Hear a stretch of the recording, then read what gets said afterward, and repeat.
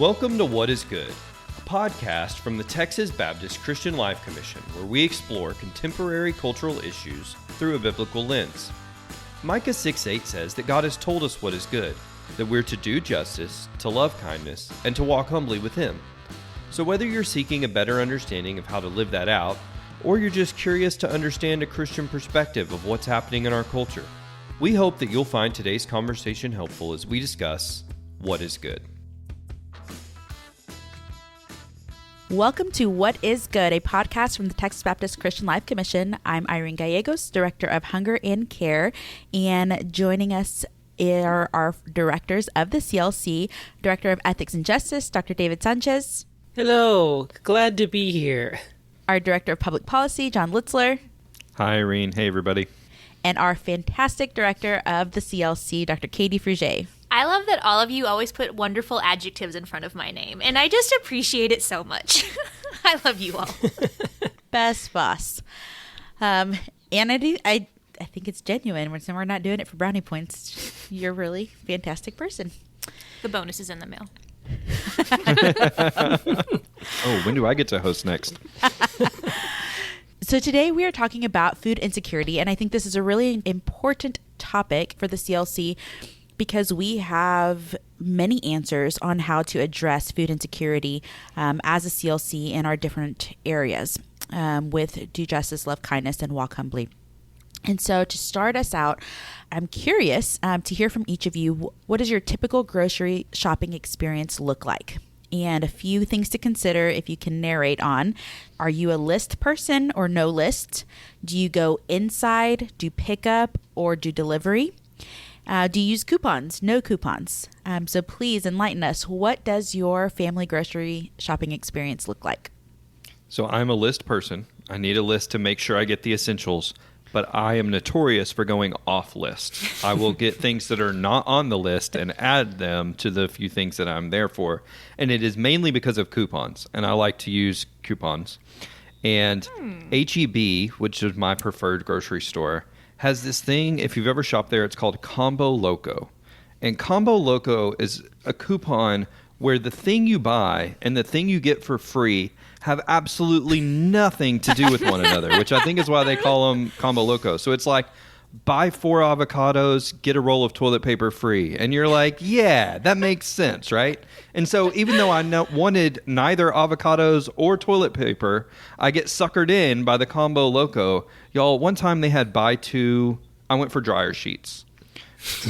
And detergent. They had buy 2 dryer sheets things, get 1 free. Well, each box has like 200 dryer sheets in it. So I come home with 300 dryer sheets. And Stephanie is like, what are you doing? Y'all, we are still using those dryer sheets. And that was like a year ago. So yes, I am a sucker for the coupons. I am a sucker for the Combo Loco at H-E-B. If you ever wonder who in the world does this, now you know. It is me. Now we know. In case anyone wasn't clear that we are the Texas Baptist Christian Life Commission, John just gave us away by giving a shout out to H-E-B, like the flagship of all flagships of grocery stores in the great state of Texas. We love H-E-B. Excellent. Yeah, we should get an H-E-B endorsement. This has been sounding like a commercial the whole time. It is. Excellent food and produce and products and everything. They treat their employees well, and they're supporters of public education, which is a CLC priority. And so we appreciate what H-E-B does to support public education in our communities. So infamously, our neck of the woods in the Fort Worth area does not have H-E-B because we have an oversaturation of grocery stores. So it is not a priority for them to come into our community. So I live in the Neanderthal days of Kroger and just try to make do with what I can at Kroger. That is our store of choice. But I am also a list person, but like a click list person is what I mean by that. My least favorite experience of all times is going scavenger hunting in a grocery store. Like if I need one little thing of minced garlic, I do not want to spend 10 minutes looking for the minced garlic. Like it drives me crazy in a way that's not rational. So I love click lists because I can just on my phone put what I want and then I drive up and it's magically there for me. So that is my jam. If there are... Oh, go ahead. I have a question about that. Do they give you like crazy substitution? I don't do that, so I've never done that. Do they give you crazy substitutions if the thing you click for is unavailable? They can, but they always give me a heads up, and so I can accept or reject the substitution. And usually it's not too bad. Like I more often than not will accept it. There's only a few times that I'm just like, no, I don't want that. Just for clarification, ClickList, is that a general app for multiple stores, or is that a Kroger? I think it's a Kroger thing, but it's basically you buy everything on your phone and then you just pull up and they bring it out to your car. Curbside. There you go. Katie, you talking about wanting to know exactly where things are in the grocery store and not searching reminds me of a old Jerry Seinfeld skit where he talks about how they design grocery stores like they do Las Vegas casinos. No clocks, no windows, very disorienting, lose track of time. He's not lying. It is so maddening to do that. And yeah, I could go down a whole thing because we live next to Texas Christian University and it's all designed for college students. It's awful. But anyways, David, what do you do? All this talk has got me nostalgic and remembering the days BC before children where my wife and I, it was a date. It was almost a date, to go to the grocery store together and argue about name brand versus non-name brand products and what we could afford, lovingly, of course. Respectfully. And then there was like the times of COVID where it was like I was the only one leaving the house ever. Mm-hmm. And so I would go and do the grocery shopping at a certain time of day at a certain store. But nowadays, my duties have been relinquished. It's my wife and daughter. And my wife is definitely a list person, and they go to the store because they don't like the crazy substitution stuff. Like we've been burned too many times by that. But we're just a Walmart. We're a Walmart family. So, but the bonus to that is you can go in your PJs and no one looks at you weird. There you go. I like that you mentioned the before children because that does make a difference. Before, yes, I think I would still typically go, but my husband would join me, and my first child was born during COVID, and so July 2020. And I realized the other day that he does not really have a grocery experience going inside a store much because pretty much since COVID, and it's just hard to get down with one little and then when you're potty training and then getting down with two littles. And so I use curbside pickup. We are HEB shoppers. And I use curbside pickup quite often. I feel like that really ramped up during COVID, the curbside pickup. Yeah. Yes.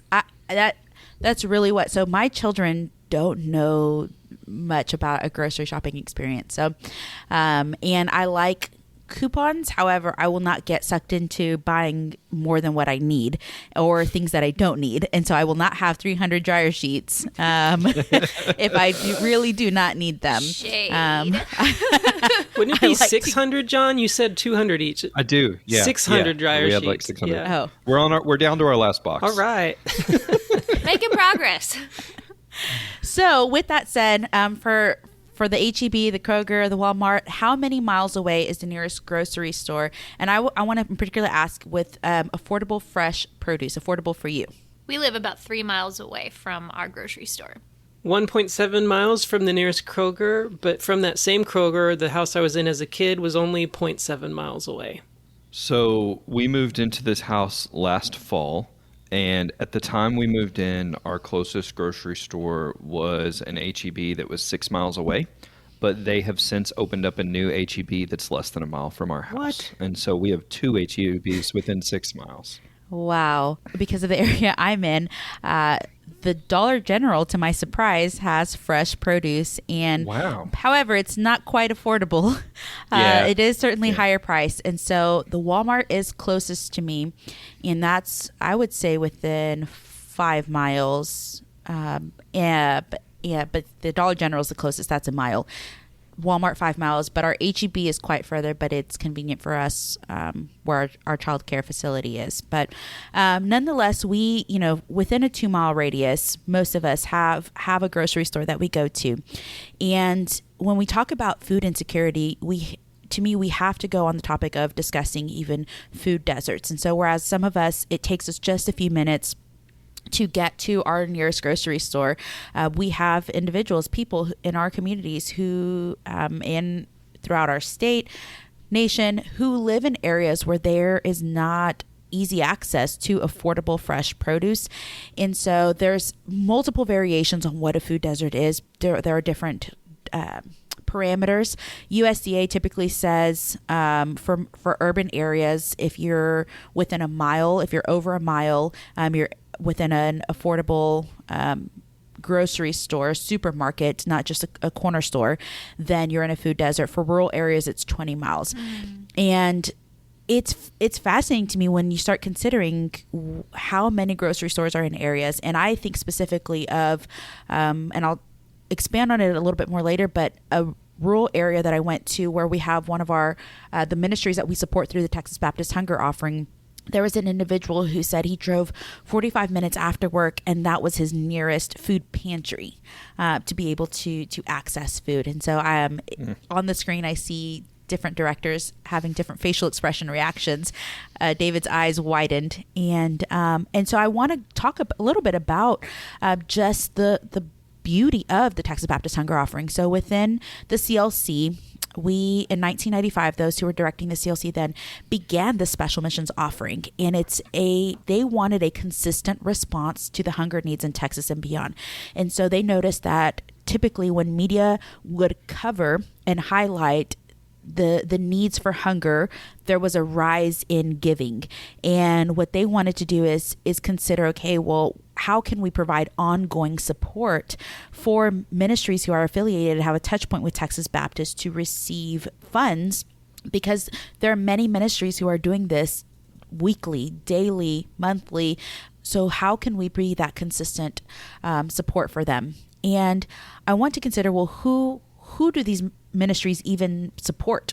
Who are the ones, the people, the community that are coming to receive from ministries who either do meal distributions, food distributions, sack lunches? And so I want to take us into scripture, dive in quickly into Matthew 25. And it's a common passage that we know.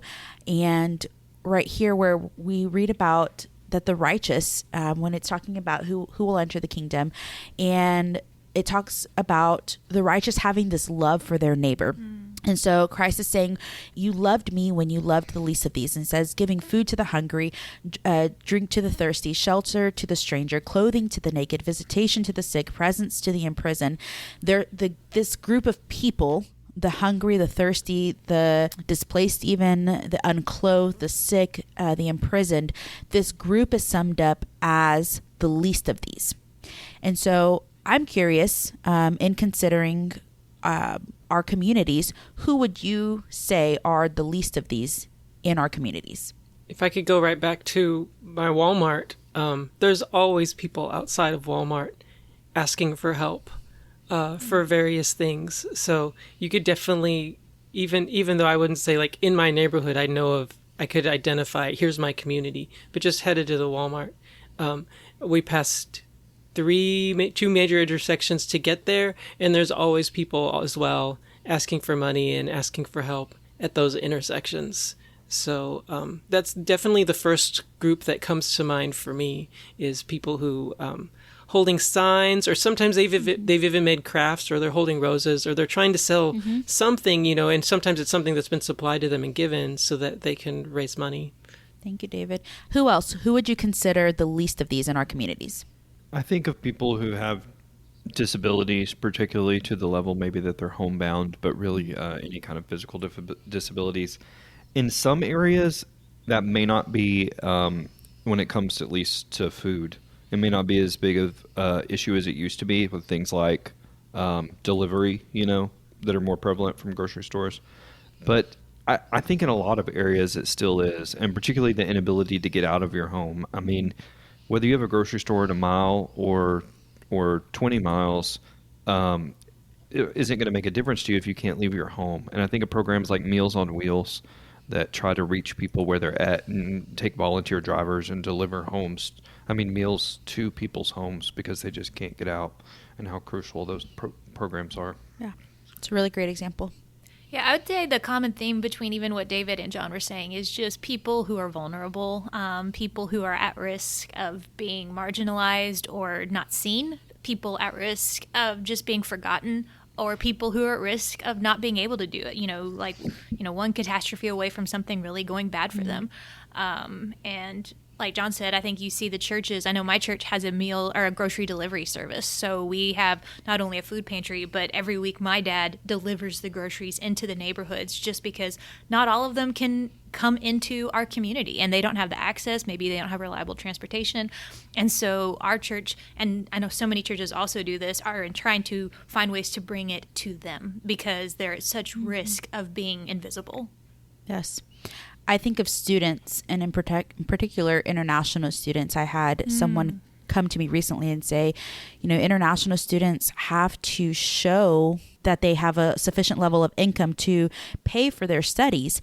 And so when they get here, the reality is they may not have enough for food. They're providing, they have enough for tuition, but not for food. And we have others who are not international students who maybe are in-state or even out-of-state students, but for reasons of transportation, finances, various reasons, fit that vulnerable category. And so when we think of the least of these, it's a phrase that we speak and share about with such tenderness.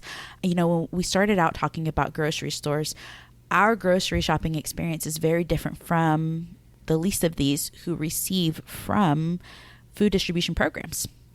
And there are some who the way the means that they receive food looks very differently.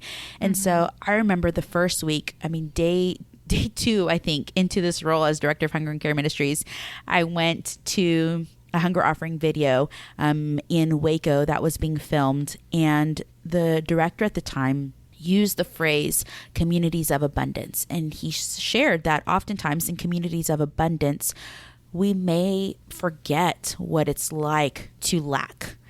And so I think of us who have, who live within a 2-mile radius of a supermarket, a grocery store. We are living in a community where we have abundance. And even whether that's the privilege of waking up in a safe shelter, having electricity, having hygiene products, clean water, multiple outfits. There's so much more to our daily lives that we have such rich luxuries in the U.S., but in particular, to have a grocery store within a 2-mile radius, that's a luxury. And so I think of what the director of the farm said, and it can be difficult sometimes to remember the least of these, our very neighbors who maybe don't have access to basic human needs beyond food, but clean water and other things for a healthy quality of life. And so when we consider the least of these and the needs of others, is there a level of guilt for the abundance that we may live in? I think that there's definitely, at least for me personally, I've struggled with at least the temptation of guilt and battled that in various times in the past. But I also try to be aware that I had no more control over the community I was born into than the person right next to me, that was something that God intentionally placed me in the family I'm in and the community I'm in. And not to use that as like, oh, look at where I'm at, but just to say, God placed me here, and what am I going to do with that? That posturing of what's my assignment, given where God has placed me right now, to be able to help expand the kingdom of heaven on earth. And having that posture of recognizing that God has placed us in the communities we're in, and it's our responsibility to take that privilege or whatever that role is going to be and be a faithful steward of that.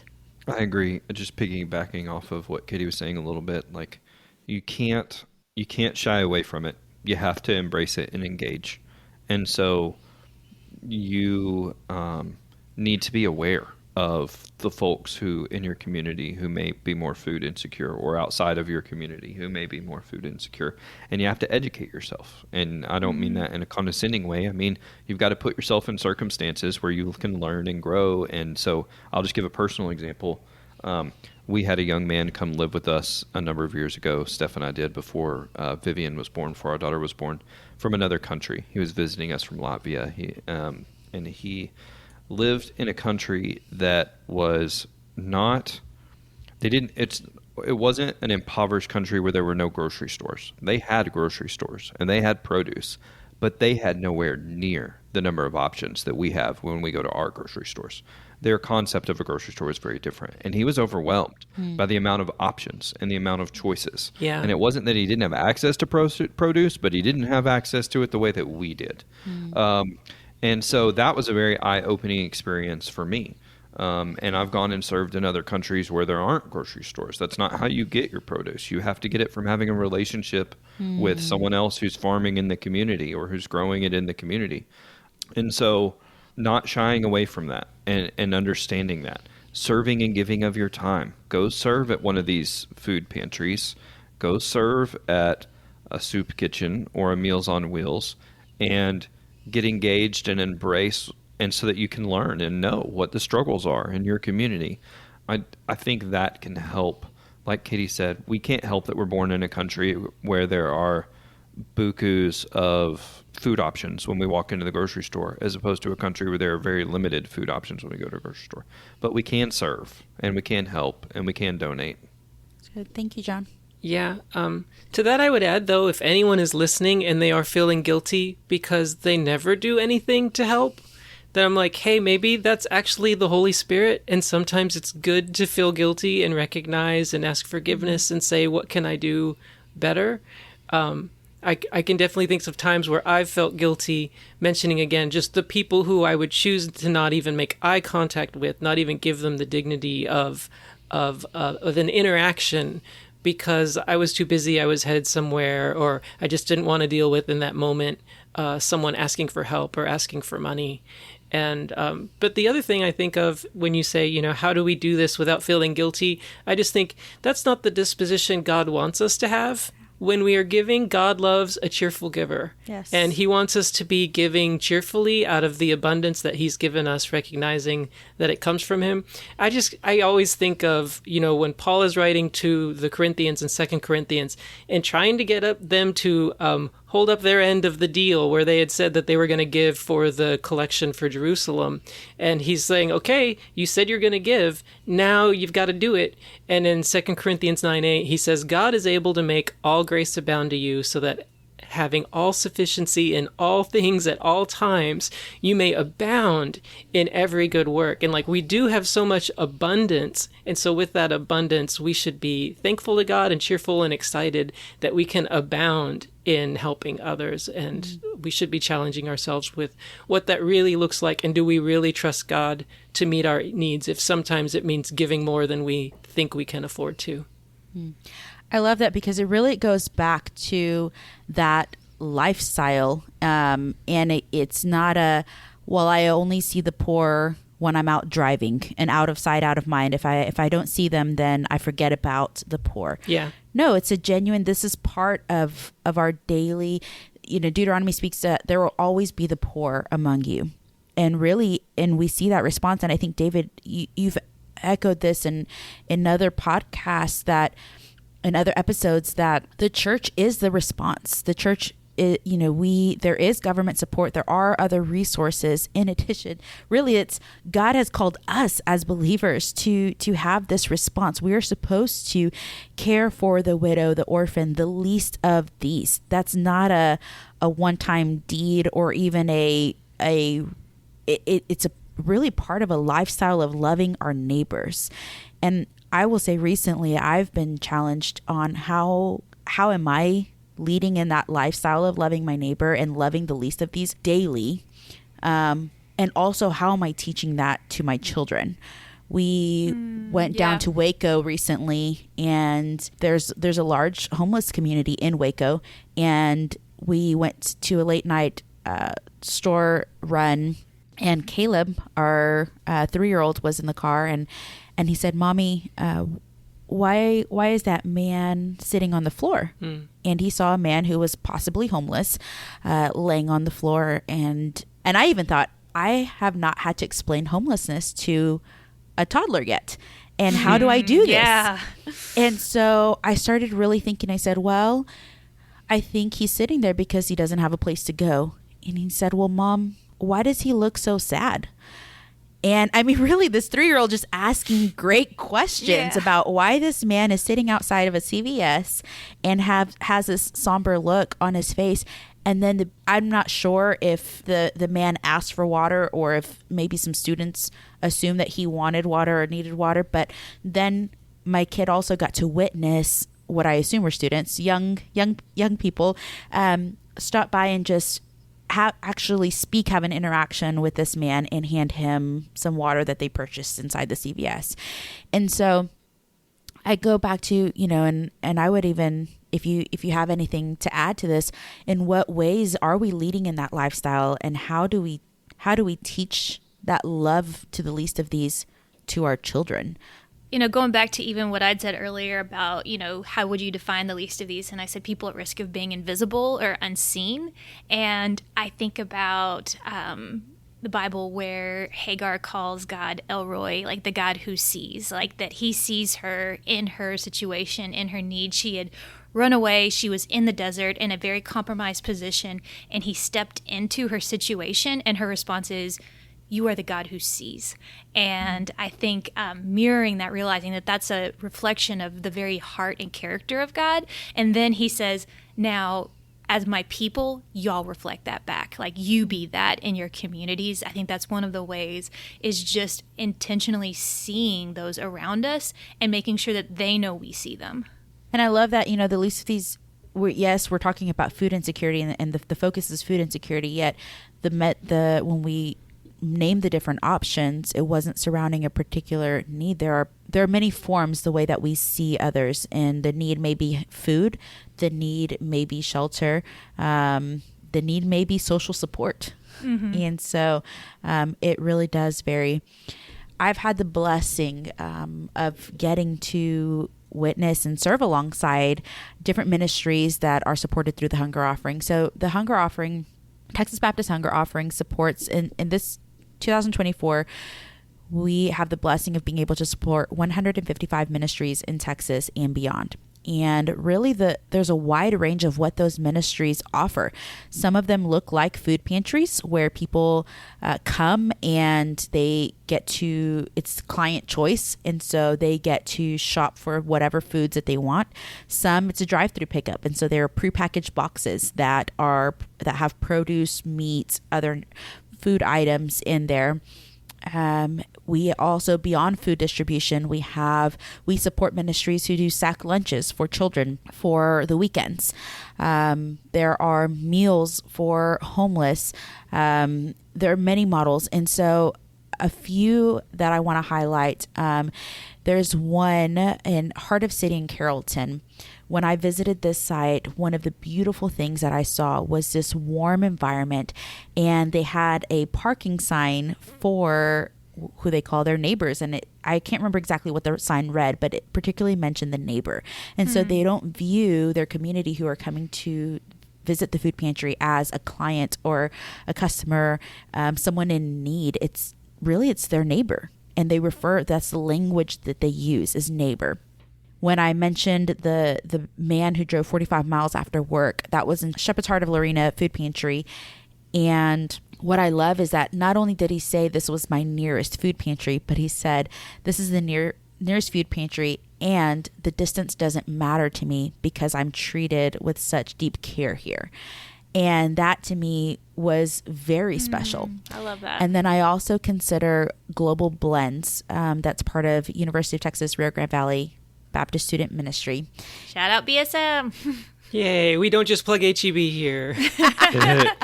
All of our BSMs, but we have a particular fondness for UTRGV. Yeah, we do. We visited there. We hosted a Micah 6-8 conference with UTRGV, the BSM. And what I love is through Global Blends, they have this pay what you can model. And so they have nutritious meals where they bring in the university chef to come and create these meals for students and teach the student workers how to create these healthy meals. And it's a pay what you can model. So if you only have $1 to give, $0.25 to give, $5 to give, and you're getting quality food. That lunch is delicious. I've had different snacks from there, and it's so delicious. And what the heart behind it is, they want to provide food with dignity. And so if I think of whether that's the food pantry where this man drove miles, he was treated, he was approached with dignity as well. He had the sense of care. When I consider Heart of the City, who doesn't say these are clients that come into our food pantry, these are our neighbors that we're simply loving. And that language of a neighbor, you're treating someone with dignity. And the UTRGV BSM, they're providing the model is to provide food with dignity. And so with that, do you think the value of human dignity in food distribution matters for a hunger relief ministry? Why or why not? I absolutely think it matters. I think that's what Christ is saying when he says in this passage that we've referenced, where he says, when you do this for the least of these, you do this for me. He's saying, these are people that I care about. Mm-hmm. These, and so when you do it for them, it's like when you do something that assists them, it's like you're assisting me, right, in loving them and showing them the love of Jesus. This is what we mean when we say we show people the love of Jesus. And one of the things we see that Jesus does throughout his ministry is he meets people's physical needs and then also their emotional and spiritual needs. Mm-hmm. So he will break bread and make, reproduce food to feed a hungry crowd, but then he's also teaching them. And he will heal a physical injury, but then also talk to them about how their sins are forgiven. And so, we need to feed people physically, but what they need is so much more than just the food in that moment. I think of the thing about, feed a man a fish or teach a man to fish, and feed a man a fish and you feed him for a day, teach a man to fish and you feed him for a lifetime. We can feed someone a meal and in a few hours they will be hungry again, right?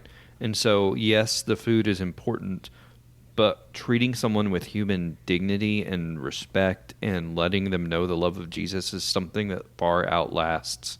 Long after those calories are burned off, that's something that will stay with that person, and that's really important.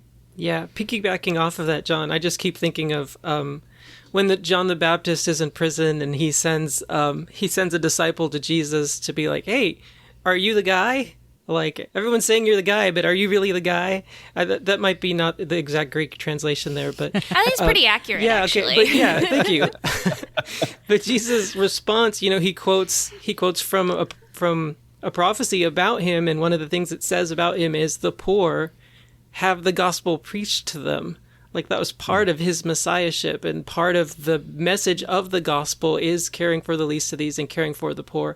And so how we do it makes a tremendous amount of impact on how that gospel message is then going to be received. Yeah. So I'm just thinking, like, there's a way to do it without dignity. And so I would think, like, maybe, like, you see sometimes someone kind of maybe coming in the attitude that Katie, you were sharing of earlier, of we're coming in to help these people, and someone will like make a video and video themselves, look at me caring for people, look at me being the hero, and here's this line of people and I'm just handing them food, look how cool I am. And that's not dignity, right? That's hype. And instead, dignity is looking people in the eye as you care for them and recognizing, hey, we could have been in different positions. Yeah. I could have been born being the one in need, and you could have been born being the one coming to care for me. God loves us both. Here, let me help you, and then let me tell you about how God has helped me. It's so important that the presentation of our message and the way we care does not nullify the message itself. That's good. Irene, I love that you asked this question because in some ways, we're a Christian podcast. Obviously, the answer is going to be yes, and we're all going to agree on it. But as I'm just even sitting here listening, especially after what David said, it reminded me that this really unfortunate rise and I guess you could say exploitive humanitarian acts. I'm thinking specifically of like social media trends that you see on TikTok and YouTube of maybe I'm going to fill up the back of my truck with ramen and drive around and give all the homeless people ramen noodles. And it's so exploitive and gross. And it's really trying to take advantage of it. So I do think that there is a spirit out there that is dehumanizing, and it's like wanting to make sport of wanting to feed and meet a tangible need in people's lives. I think it's important for Christians to speak out against some of those exploitive trends, especially we see on social media of people who are really doing it for the likes, for the clickbait and all of that. And because it's real, it's out there and it's pervasive. To paraphrase scripture, if you're doing it, for the likes and the subscribes or whatever, then you've gotten your reward. You got your reward. The subscribe and the like is your reward. There is no eternal reward for that kind of thing. Yeah, Jesus wants us to give like a ninja. That's right. Don't let your left hand know what your right hand is doing. Yes. Go back to season 1 if you Season 1, episode 5. I keep plugging that. Yes, no, it's good. And I think recently I've heard that conversation of charity versus generosity. And I think that's what I keep hearing over and over as you've reflected is charity is that, well, let me see what I have to give you. And it is that power dynamic, that mindset of I will give you what I think you want, and or just for others to see. I'm going to do it in public. And David, you mentioned just that generous, being a cheerful giver. And when we have generosity and it's part of our lifestyle, it's not a charity. Charity can be that one-off event or maybe even a habit. But generosity, to me, that flows from the heart. That's something that's saying, I genuinely love others. And you know what? Instead of seeing what I have to give, I'm going to look at the need and have a conversation, ask about a need, and not just meet a need assuming with an assumption that I know what the need is, but listening to the other person and considering, what do you say your need is, and how can I maybe meet that as best possible, or gather up other resources to meet that need. And that's why I go back to, again, just that lifestyle of generosity. It's that heart, that cheerful heart, because you mentioned our messaging, the wording matters. I think we often can maybe even misinterpret the least of these, and we view it as, oh, poor. It's a pity. It's not compassion. Compassion is that movement from the heart that's stirred by the Spirit to say, I am going to love my neighbor and love them well. Pity is, I feel sorry that and that's where, what can I do to meet that need? What for you, how does generosity differ from charity? Or how else does generosity differ from charity? I think that there's just got to be a heart motivation to that. You see, I think of mega stars, and I'm not giving a moral judgment one way or the other, but I think of mega stars like Mr. Beast, who has just so much money that just gets thrown out there. And maybe it is for a common social good. And I know that there's some debate on, is he a net positive or net negative on the community? But I think when our posture is, let's just throw as much money out there as possible, I'm just giving away. But this heart motivation of wanting to give with a fullness, that's the widow's mite. The widow's mite gave generously. She didn't give much, but she gave with the fullness of her heart. And I think that's the posturing that God is intending for His children to have as we're talking about giving, as we're talking about giving generously. We're not just giving out these massive donations or large amounts. It's giving with a generosity of the heart. I was also thinking of Mr. Beast, to be honest, because it almost seems like it really depends on the video. Yeah. When I think about the difference between generosity or whatever you said the other thing was, what comes to my mind is, am I helping the superficial need to feel better about how uncomfortable I feel seeing that? Or am I taking the time to learn what the real deep needs are, and am I going to take the time to reach those needs? So I was thinking of the Mr. Beast video where instead of just going into Africa and giving people bottles of water, he had wells dug. Mm-hmm. So it's like, now here's a source of water that you will have for, decades. And it's going to change your education system because they won't have to go down to the river to just get water and it's not as good. And then people are going to be out sick a lot with stomach bugs. And it's going to change, it's going to revitalize this whole town because it was a deeper need. And I just think that's really where we need to be, is asking not just what's going to give them a fish, but what's going to feed them for a lifetime. And a lot of times that takes a lot more work. And it's going to take a lot more sacrifice on our part to get there. Cheerful sacrifice is what it's going to take.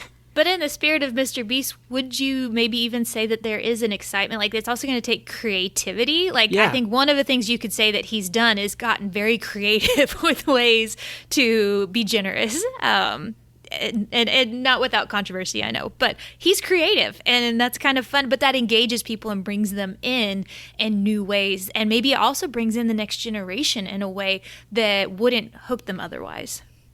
So I'm going to kind of tie in this dignity aspect, and Katie, I'm going to ask that you would speak a little bit more into the image of God and why that why is that image of God, when we look at the least of these, why is that important to view the least of these in the image of God? And I'm glad that you plugged in and talked about a younger generation, because when I consider Gen Z, Gen Alpha, we hear a lot about their desire to contribute to charitable organizations, a desire to help for a good cause.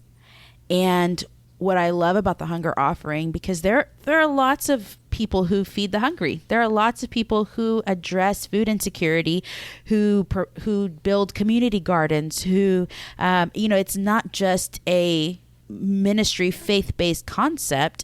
People all over help feed the hungry. With ministry, there is a difference when we get to feed the hungry in Jesus' name. And again, not that you're just presenting the gospel and beating someone over the Bible and asking, requesting that they make a decision for salvation.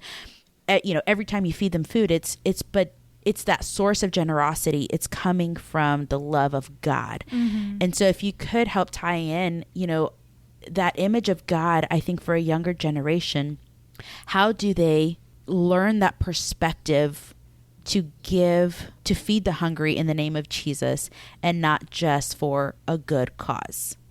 Yeah, it's impossible to separate human dignity apart from the image of God. Those are two sides of the same coin in some ways. And it's critical that we recognize this. And really to get the understanding, and maybe even just stepping back and looking at history, when you have the image of God incorrectly applied or incorrectly understood, much damage has been done. Take an example of people of color, especially within the American Civil War, where there were actual arguments from the pulpit saying that they were less than human, that they were not full image bearers. And because our understanding of the image of God was this graded scale where you could be more God's image or less God's image, and if you're less God's image, then I can justify treating you as less than human. That dignity is completely robbed of that person, and we've morally justified it, and we see the devastation that happens when we have bad theology applied to bad ideas, and it gives it a moral validation to it. On the inverse, on the flip side of it, though, when we correctly apply this understanding of the image of God with human dignity as two sides of the same coin, that to be made in God's image means that you are born not by anything that you've done to earn, not by anything you've done to accomplish or achieve, but just because you are a human, you are born with an innate value and innate dignity because you are reflecting God, who has created all. And it's not anything that we're saying that you've earned. It's honoring and recognizing the innate value of your creator, of our creator, that you are mirroring back to me. And when we start there, it requires us to position our lens, the way we understand and engage with one another from a posture of every single human being, regardless of where they're at, economically, ethnically, socioeconomic status, doesn't matter. They're image bearers who are owed a certain amount of respect because they're human, period. That's good. And that's where I that posture changes that perception. So what food distribution doesn't just become this, I'm doing good. It's really, again, that it outflows from a love of God and that generosity. Yeah. John? I was just going to say, I want to shift a little bit talking about like inside the church. So we're using the words communities, and we're in multiple communities at the same time. And so your neighborhood is one community, and that may very well be a community of abundance based on where you live and where you have a grocery store. But then also you're part of a church community. And I can almost guarantee you that regardless of what your neighborhood community looks like, even if you're in a community of abundance, you have people in your church community who are not part of a community of abundance and who have need. even if you're in a church that's located in a very wealthy part of town, I can almost assure you that you have people within your church walls who are not living in a community of abundance and have need. And Scripture talks about that. And we see examples of that from the early church. And in Acts chapter 2, when we hear the description of the early church, we hear that not only are they just breaking bread together in their homes, but that they sell their possessions to make sure no one within their group has need. And so no one in the early church had need. And because the church took care of it, and they took care of each other. And there's a passage later in Scripture where Paul chastises the way that a church is doing communion or Lord's Supper, because there are those who are wealthier, who maybe don't have to work, or maybe they have white-collar type jobs, and they're filling themselves with the Lord's Supper meal and getting drunk on wine, while those who had to work out in the fields all day, by the time they come, there's nothing there for them. They get done with their blue-collar job, clock out, and come to the community church, the house church, whatever, and that's not there for them. And Paul says, you're doing it wrong. That's not the way that this is supposed to work. And so I think, yes, we need to go out into our communities and into our cities and into areas, but also we've got those folks sitting at the end of our same pew, 2 chairs down from us. We just have to open up our eyes sometimes. I mean, that's the whole reason they appointed Stephen in the first place, was to make sure that people, even within their own network, were not being slighted in the distribution of the food. And then, as my wife likes to point out, we went from, we're going to let Stephen handle that, to, oh, look, Stephen's glowing. How important is that job? Look at how it transformed him. Oh, man. So undoubtedly, there are needs across our state and world. And just to throw a few statistics out there, when we talk about food insecurity, so what is food insecurity? It's really, I guess the easy way to say it is not knowing where your next meal is coming from, not having that access to consistent source of food to contribute to a higher quality of life. And so food insecurity rate in the U.S. is 12.8%. This is a 2022 stat, 12.8%. Texas surpasses the national food insecurity rate at 15.5, which makes us the second most food insecure state in the nation, second to Arkansas. So second most food insecure state in the nation. That is so frustrating in a state that prides itself on having a GDP larger than most countries, including Russia and Canada, and that has such a historic economic surplus that our legislator can't even figure out how to spend it all. That would be the case. It's infuriating, honestly. Yes. You have different disparities where rates are higher throughout the state. In South Texas, in Hidalgo and Cameron counties, the rates are 18-19%. In, I believe, a little bit on the rise now in 22. That was a 21 stat, is 18-19%. And so really nearly double the national rate. And I am thankful that, yes, it's frustrating, and those rates are not favorable. I am thankful that there are many, and not just organizations again, but ministries, people who love God, who are saying, we see this and we want to respond. We want to be like that Acts 2 church, and some who really go to the extent of selling their possessions, some who just have this deep compassion and are moved with compassion to feed the hungry. And so the phrase that's used within the hunger offering is being all in for the fight against hunger. And so there are ministries who are committed to being all in. And there are many things that I celebrate within the hunger offering, but one of the facts that I like to celebrate is that 100% of hunger offering gifts go directly to ministries. So none of that goes to overhead, administrative fees, recognition gifts, but 100% of the offerings go directly to ministries, and that's a blessing. I'm thankful for other means of giving within Texas Baptist that allows this special missions offering to go directly to ministries. And what does that look like? We have ministries about 60% in Texas and throughout Texas, who, again, are feeding college students, are providing meals and groceries for single parents, some who target specific population, but nonetheless who are loving the least of these. And, next year we celebrate 30 years of the hunger offering. And I look forward, our wonderful finance and accounting team is helping to calculate our totals of giving throughout the 30 years. Wow. But I'm That'll be excited to awesome. see what that number is. Yeah, no kidding. Yeah. Yes, because we as Texas Baptists are so generous. There are so many individuals and churches that I'm blown away at the response when there's a time of need, there's humanitarian aid crisis.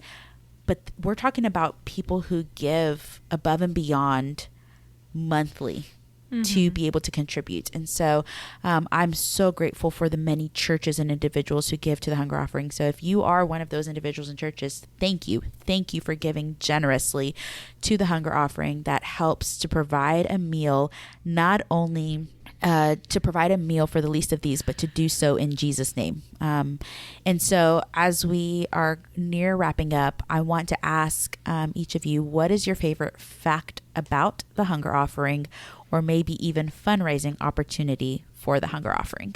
For me, I mean, my favorite fact is still just the 100%. That 100. I love that I get to ask people to give to something where I can tell them every penny of that is going to ministries that are helping people fight food insecurity, but also ministries that are intentionally sharing the gospel. It's like, it's all the best things all in one thing. And I love that the person overseeing who that money goes to is one Irene Gallegos, and she happens to be very responsible with that. Here, here. And it's beautiful. You can check out hungeroffering.org. I will admit that the social media, I need to do some more work on that end. But really, it's amazing the different stories that we hear of lives transformed, whether that's a senior adult in Texas who says, I've never had to ask for food assistance before, but because of economic challenges, I'm now having to seek other means for food. We recently highlighted a ministry where this young woman was kicked out of her home and really had no other means. She was trying to provide for her siblings, trying to provide food for her siblings, and she was taken into a place of refuge for young women, and has truly just transformed her life and now the life of her son, and is thriving. You hear of pastors in Sierra Leone, I think this is one of the most unique ones to me, who receive goats as and are taught goat husbandry. Husbandry to provide for their homes.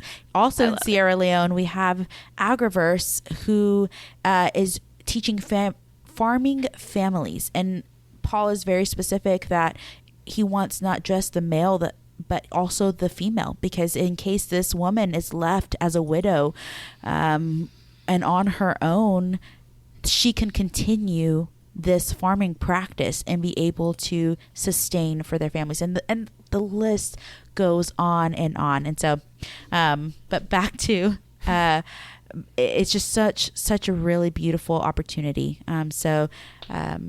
Back to our directors, what is your favorite part of the hunger offering, or maybe even fundraising opportunity? I think David is being humble by not mentioning his fundraising opportunity, because Bits for Bites is like the coolest fundraising opportunity. So, if anyone has not heard of this, David uses his hobby, his skills, and his gifts, all of which to help raise funds for this by doing a video game marathon where he raises support and people can contribute. And it does a lot of cool things. One, it uses video game playing for a wonderful cause, and a lot of people, including myself, really enjoy playing video games, and obviously so does David. And even if you don't, it teaches you that you can use your hobbies to do something beyond just a self-enjoyment, but like to support a cause. And then he uses his gifts and his time to make hats, that are video game related, as a thank you to people to donate in sport. So he uses one of his skills of sewing to be able to make, in crafting, to be able to make those hats and do that. And that's awesome. So that is a really awesome opportunity that I look forward to every year. I make sure to log on, not just to donate, but also just to engage with David while he's playing and support what he's doing, because I just think it's really neat. And then the other opportunity I like is we have an opportunity from each paycheck to deduct some of our income and give it directly to the hunger offering before it even gets deposited into our bank account. And I love that. I love that I get to participate that and do that, so that when I tell people about the hunger offering, I'm not asking them to do anything that I'm not already doing myself, and that I've set aside a certain part of my income my family has to say, we're going to, before we even get it deposited into our bank account, this is what we are going to give to help folks. And I love that we have an opportunity to do that through our work at the BGCT. Thank you, John. To highlight on Bits for Bites even more, that, and I believe last year it raised through Bits for Bites 1% of the budget, which that it was over 4,000. I think when it was all totaled last year. So I'm blown away. And so David, kudos to you, and what a neat opportunity to show others on how to use your hobbies for God's glory. So thank you for doing Bits for Bites. I love that I get to play video games on the clock. So I've swindled you all.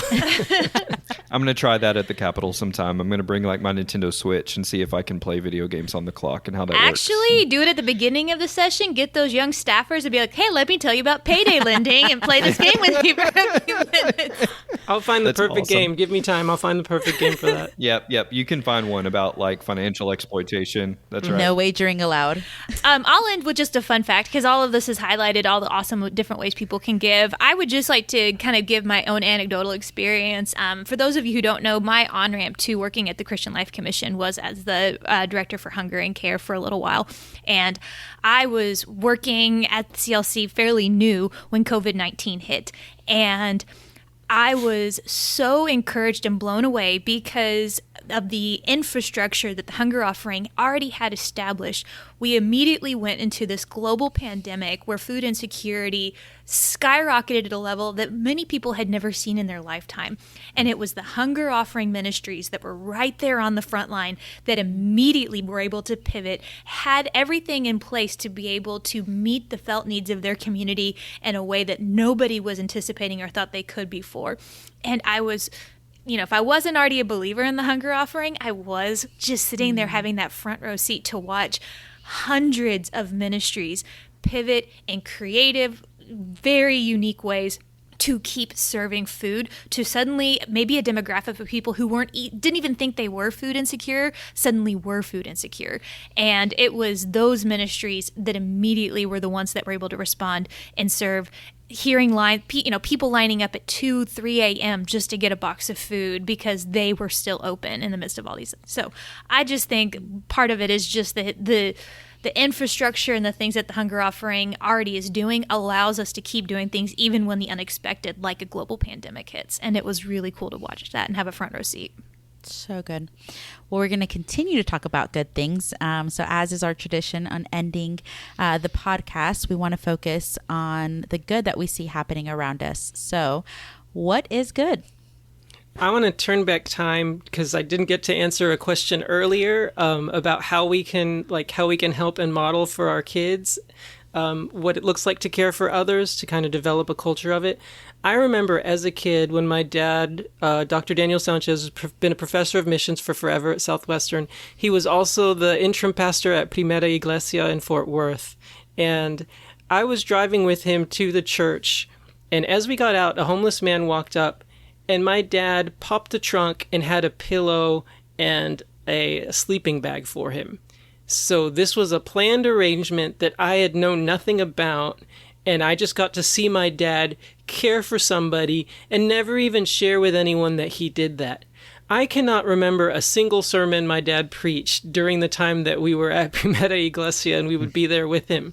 But I will always remember that moment and what an impression it made on me about how we can be caring for the least of these. That's my what is good. Very good. Mine is a little bit more personal this time. My daughter actually got in trouble the other day, but it was so sweet and pure. I'm going to make it a what is good. My family, if y'all don't know, my 12-year-old is an avid reader. And my husband got up at 1 a.m. to go to the bathroom and noticed her light on and went in there. And he was like, Eve, what are you doing? And she had gotten so lost in her book, and she just so innocently looked up and she goes, Dad, it's the Tri-Wizard Tournament. Yes.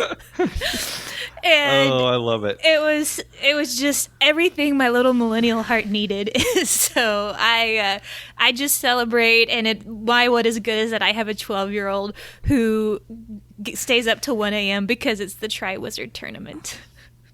I pray that my daughter, when she's 12, loves reading as much as that. That's awesome. Yes. My what is good, I don't think we've talked about this on the podcast yet, is a recent trip that some of our CLC staff got to take to New Mexico to place a sonogram machine at So cool. the Crisis Pregnancy Resource Center. It was really great, and it's been a little while coming. Props to our fantastic, intrepid, whatever adjective you want to give, leader, Katie, who saw this opportunity.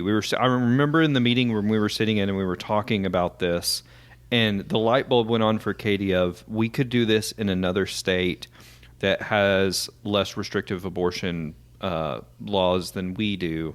And so a partnership between us and Psalm 139 Project, but most importantly, the New Mexico Baptist Convention, to bring this not just across the border into Hobbs, across the Texas-New Mexico border into Hobbs, but particularly an area that is devoid of prenatal care and OBs, and where a lot of women have to literally cross the state border from New Mexico to Texas for labor and delivery because they don't have like a labor and delivery wing at their hospital. Wow. And so an area where the care is desperately needed. And it was just really neat to be a part of that. And I'm so thankful for our Texas Baptist churches that support those efforts, and also to be part of a CLC team that's like, hey, we care about this. And to get to meet the people in New Mexico and how, first, the heroes that work in the Crisis Pregnancy Center, but also just like their city officials who were there, their mayor and their county commissioner, and all these people who are like, we need this in our community and we're glad it's here. It was just a really cool experience. Very That's good. awesome. Irene, what's good? Yes. Well, in the spirit of addressing food insecurity, I'm so thankful for our Baptist network. Through Baptist World Alliance, there is BW Aid, which is the humanitarian aid section of Baptist World Alliance. And I love that when there are humanitarian aid needs, or simply just the continued conversation on how do we gather together as a Baptist family to meet these needs across our globe, that a call can be that there's a video that's called together, and you have members from all over the world that join together and say, this is how we can respond. We can learn from one another. We can see how humanitarian aid how the needs are met in other countries. How can we replicate that in our country? We can share and have conversation on meeting the needs, the hunger needs, the shelter needs, and more, and also be a financial support for the work done, where groups can bring proposals on, this is the redevelopment phase, the community development phase that I want to carry out in my respective region. And so it's just beautiful. I am not a fan of 7 a.m. calls. However, when I have to be on a 7 a.m. Central Time video, and I get to see brothers and sisters from across the globe, that is just one of the most beautiful things about the Baptist network and the Baptist family response to meeting the needs of our neighbors and loving our neighbors. And it's so beautiful, and I'm thankful that BGCT and the Christian Life Commission get to be part of that. Well, thank you for joining us for today's episode of What is Good, and I look forward and hope that you will join us next time.